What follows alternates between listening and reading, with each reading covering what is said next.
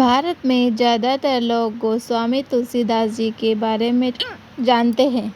श्री रामचरितमानस का कथानक रामायण से लिया गया है।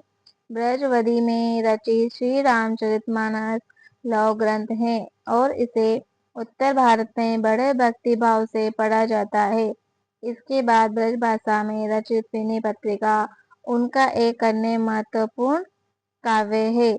महाकाव्य श्री रामचरितमानस को विश्व के 100 सर्वश्रेष्ठ लोकप्रिय काव्यों में 46वां स्थान दिया गया है।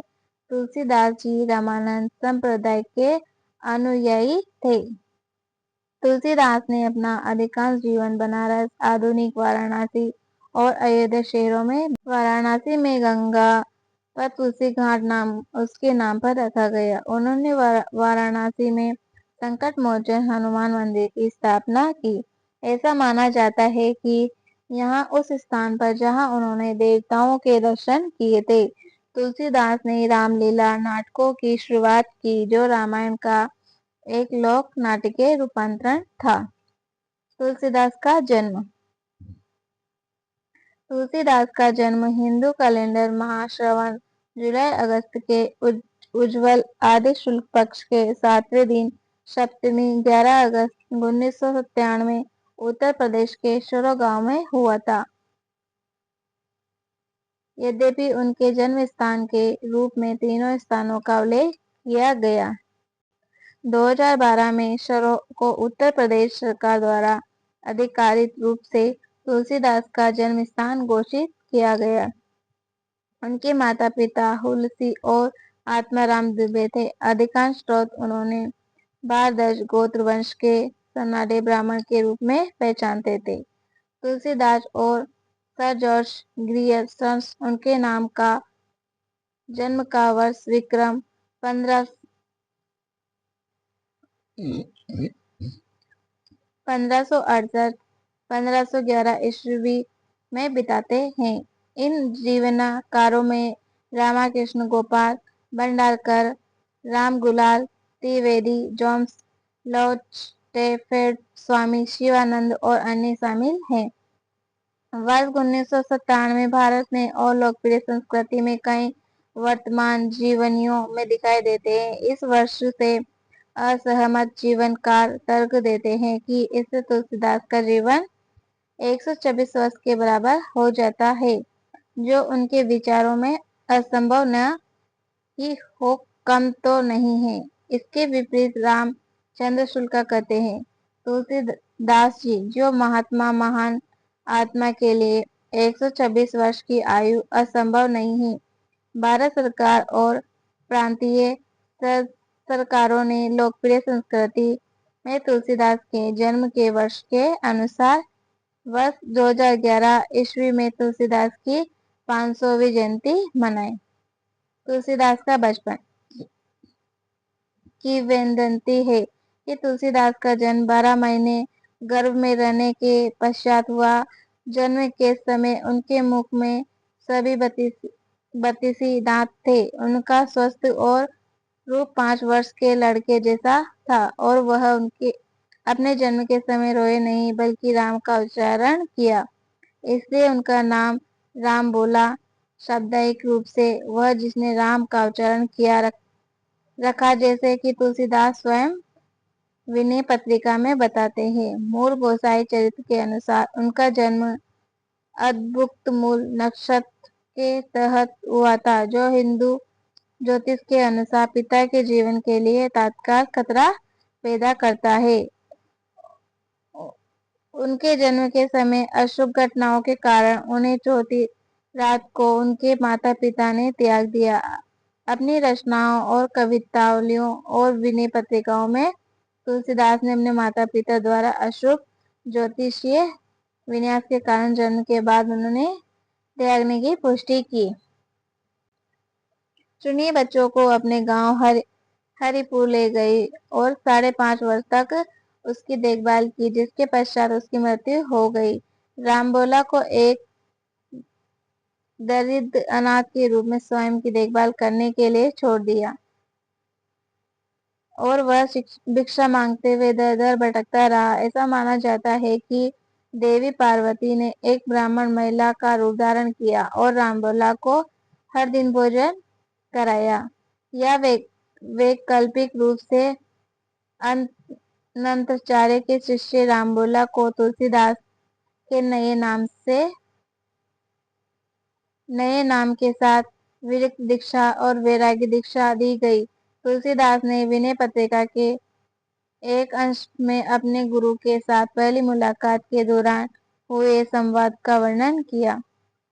जब वे 7 साल के थे तो उनका यज्ञोपवीत अर्थात पवित्र धागा समारोह माघ जनवरी फरवरी के महीने के शुक्ल पक्ष के 5वें दिन अयोध्या में नरहरिदास द्वारा किया गया, जो राम से संबंधित एक तीर्थ स्थल है। तुलसीदास ने अयोध्या में अपनी शिक्षा शुरू की। कुछ समय बाद नरहरिदास उन्हें एक विशेष वराह क्षेत्र सरोवराह को समर्पित मंदिर वाला एक पवित्र स्थान विष्णु का वराह अवतार ले गए। उन्होंने पहली बार तुलसीदास को रामायण सुनाई। तुलसीदास ने रामचरितमानस में इसका उल्लेख किया है।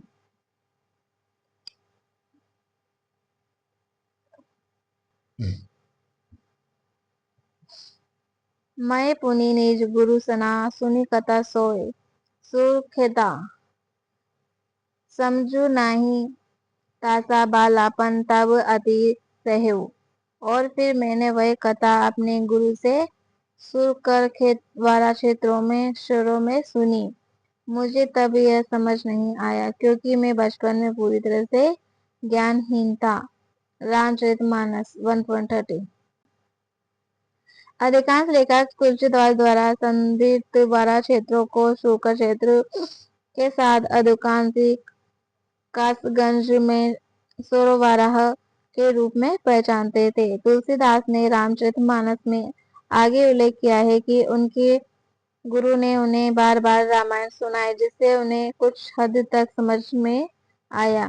तुलसीदास बाद में पवित्र शहर वाराणसी आए और गुरु शहर सनातन से 15-16 वर्ष की अवधि में संस्कृत, व्याकरण, चारों वेद, 6 वेदांग, ज्योतिष और हिंदू दर्शन और 6 विद्यालयों का अध्ययन किया, जो वाराणसी के पंचगंगा घाट पर स्थित थे।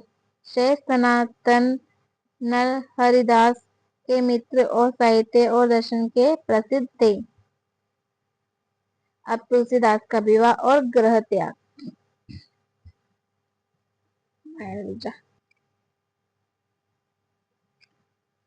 तुलसीदास की वैवाहिक स्थिति के बारे में 2 विपरीत विचार हैं। तुलसी प्रकाश और कुछ अन्य कार्यों के अनुसार तुलसीदास का विवाह विक्रम संवत 1604-1561 ईस्वी में कार्तिक माह अक्टूबर-नवंबर के शुक्ल पक्ष की 11वीं तिथि को रत्नावली से हुआ था।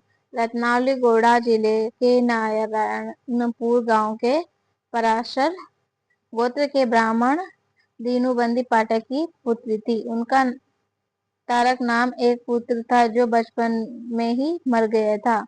एक बार जब तुलसीदास हनुमान मंदिर गए थे, रत्नावली अपने भाई के साथ अपने पिता के घर गई। को यह पता चला तो वे अपनी पत्नी से मिलने के लिए रात में सरजू नदी तैरकर पार गए। रत्नावली ने इसके लिए तुलसीदास को डांटा। तुलसीदास ने उसे तुरंत छोड़ दिया और पवित्र शहर प्रयाग के लिए प्रस्थान किया। यहाँ उन्होंने गृहस्थ अवस्था को त्याग दिया और एक साधु तपस्वी बन गए। कुछ लेखक तुलसीदास के विवाह प्रसंग को बाद में जोड़ा गया मानते हैं और कहते हैं कि वे ब्रह्मचारी थे। इनमें रामभद्राचार्य भी अनुभुक्त हैं, जो विनायक पत्रिका और हनुमान बाहु में 2 श्लोक का हवाला देते हैं। तुलसीदास ने भी कभी विवाह नहीं किया और बचपन से ही साधु थे। भगवान श्री राम जी से भेंट। कुछ काल राजापुर रहने के बाद वे पुनः काशी चले गए और वहां की जनता को राम कथा सुनाने लगे। कथा के दौरान उन्होंने एक दिन मनुष्य के वेश में एक प्रेत मिला, जिसने उन्हें हनुमान जी का पता बतलाया। हनुमान जी से मिलकर तुलसीदास ने उनसे श्री रघुनाथ जी का दर्शन करने की प्रार्थना की। हनुमान जी ने कहा, तुम्हें चित्रकूट में रघुनाथ जी दर्शन होंगे। इस पर तुलसीदास जी ने त्रिकुट की ओर चल पड़े। त्रिकुट पहुंचकर उन्होंने रामघाट पर अपना आसन जमाया। एक दिन वे पदचिह्न करने निकले ही थे कि यकायक मार्ग में उन्होंने श्री राम के दर्शन हुए। उन्होंने देखा कि दो बड़े ही सुंदर राजकुमार घोड़ों पर सवार होकर धनुष बाण लिए जा रहे हैं। तुलसीदास ने उन्हें देखकर आश्चर्यचकित तो हुए, परंतु उन्हें पहचान न सके। तभी पीछे से हनुमान जी ने आकर जब उन्हें सारा वेद बताया तो तपस्या करने लगे। इस पर हनुमान जी बोले, उन्हें सांत्वना दी, कहा कि प्रातः काल फिर दर्शन होंगे।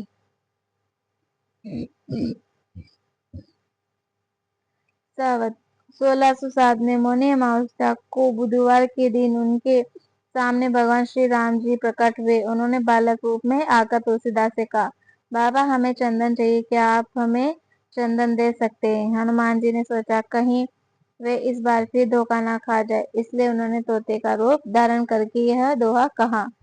त्रिकुट के घाट पर बैसंतन की भरी, तुलसीदास चंदन की तिलक दे रघुवीर। तुलसीदास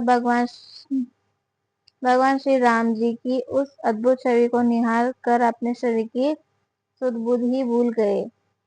अंत गोत्र भगवान ने स्वयं अपने हाथ से चंदन लेकर अपने तथा तुलसीदास जी के मस्तक पर लगाया और अंत धन्य हो गए।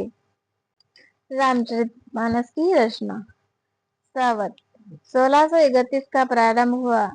देवयोग से ऐसा ही योग्य आया जैसा त्रेतायुग में राम जन्म के दिन था। उस दिन प्रातःकाल तुलसीदास जी ने रामचरितमानस की रचना प्रारंभ की। 2 वर्ष 7 महीने और 26 दिन में यह अद्भुत ग्रंथ संपन्न हुआ। संवत 1633 के मार्गशीर्ष शुक्ल पक्ष में राम विवाह के दिन 7 कांडों पूर्ण हो गए। इसके पश्चात भगवान की आज्ञा से तुलसीदास जी काशी चले आए। वहां उन्होंने भगवान विश्वनाथ और माता अन्नपूर्णा को श्री रामचरितमानस सुनाया। रात को पुस्तक विश्वनाथ मंदिर में रख दी। प्रातः काल जब मंदिर में पट खोले गए तो पुस्तक पर लिखा हुआ पाया, सत्य शिवम सुंदरम, जिसके नीचे भगवान शंकर की सही पुष्टि थी। उस समय वहां उपस्थित लोगों ने सत्य शिवम सुंदरम की ध्वनि भी कानों से सुनी। इधर काशी में पिंडों को जब यह बात पता चली तो उनके मन में ईर्ष्या उत्पन्न हुई। वे दल बनकर तुलसीदास जी की निंदा और उस पुस्तक को नष्ट करने का प्रयत्न करने लगे। उन्होंने पुस्तक चुराने के लिए 2 चोर भी भेजे। चोरों ने जाकर देखा कि तुलसीदास की कुटी के आसपास 2 युवक धनुष बाण लिए पहरा दे रहे हैं। दोनों युवक बड़े ही सुंदर और क्रमश श्याम और गौर वर्ण के थे। उनके दर्शन करते ही चोरों की बुद्धि शुद्ध हो गई। उन्होंने उसी समय चोरी करना छोड़ दिया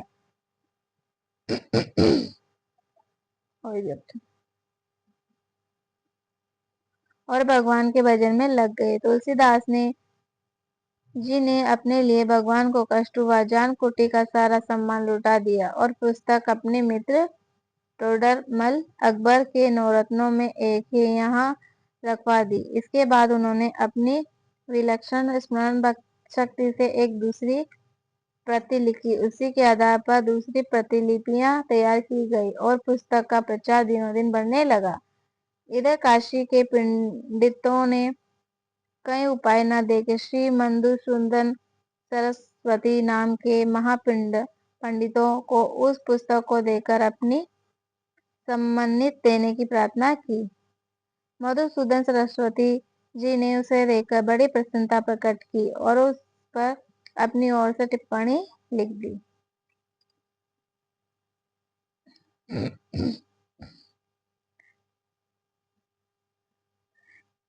इसका हिंदी में अर्थ इस प्रकार है कि काशी के आनंद वन में तुलसीदास साक्षात तुलसी का पौधा है। उसकी काव्य मजरी बड़ी ही मनोहर है, जिस पर श्री राम रूपी भंवरा सदा मंडराता रहता है। पंडितों को उनकी इस टिप्पणी पर भी संतोष नहीं हुआ। तब पुस्तक की परीक्षा का एक अन्य उपाय सोचा गया। काशी के विश्वनाथ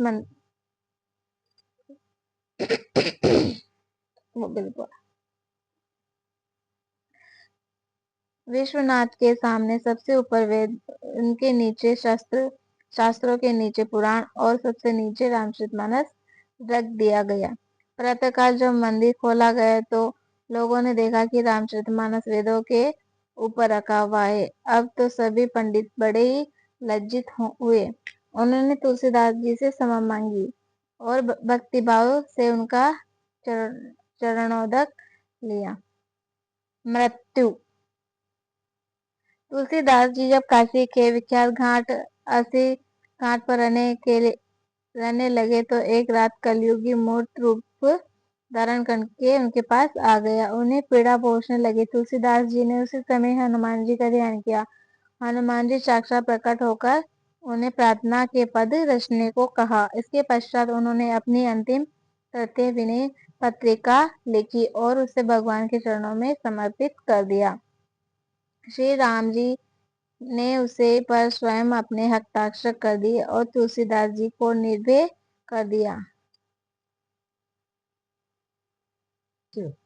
पुराना मन संभवत 1680 में श्रावण शुक्ल सप्तमी को तुलसीदास जी ने राम राम करते हुए अपना शरीर का परित्याग किया। जनमानस पर प्रभाव। अपने समय से ही तुलसीदास को भारतीय और पश्चिमी विद्वानों द्वारा उनकी कविता और हिंदू समाज पर उनके प्रभाव के लिए समान रूप से समारोह जाता है। तुलसीदास ने अपनी रचना कवितावली में उल्लेख किया गया है। उन्होंने दुनिया में एक महान ऋषि माना जाता है। मधुसूदन सरस्वती वाराणसी में स्थित अद्वैत वेदांत परंपरा के सबसे प्रसिद्ध दार्शनिकों में से एक हैं और अद्वैत सिद्धि के रचयिता तुलसीदास के समकालीन थे। रामचरितमानस को पढ़कर वे चकित हो गए और महाकाव्य और रचयिताओं की प्रशंसा में निम्नलिखित संस्कृत चंद्र की रचना की। कृष्ण के भक्त और तुलसीदास के समकालीन शुरों ने रामचरितमानस और तुलसीदास की प्रशंसा करते हुए 8 पंक्तियों के छंद में तुलसीदास को संत शिरोमणि पवित्र पुराण पुरुषों में सर्वोच्च रत्न कहा।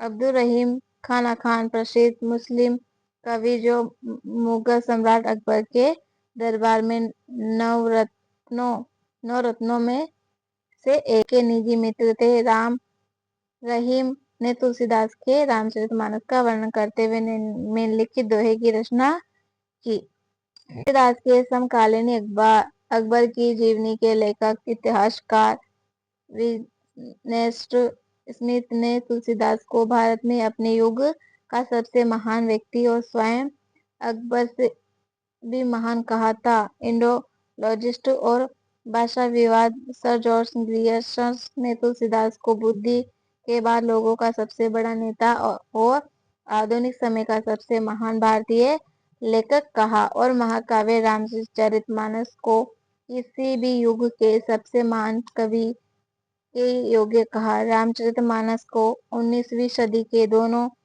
इंडोलॉजिस्टों ने उत्तर भारत की बाइबिल कहा, जिनमें रॉल्फ ग्रिफिथ भी शामिल थे। उन्होंने 4 वेदों और वाल्मीकि रामायण और अंग्रेजी में अनुवाद किया। हिंदी कवि सूर्यकांत त्रिपाठी निर्मल ने तुलसीदास को हिंदी की लता में खिलते हुए विश्व की कविताओं के बगीचों में फूलों की सबसे सुगंधित शाखा कहा है। निराला तुलसीदास को रविन्द्रनाथ टैगोर से भी बड़ा कवि मानते थे और अगर हमारा वीडियो पसंद आए तो हमारे चैनल को सब्सक्राइब कर लेना।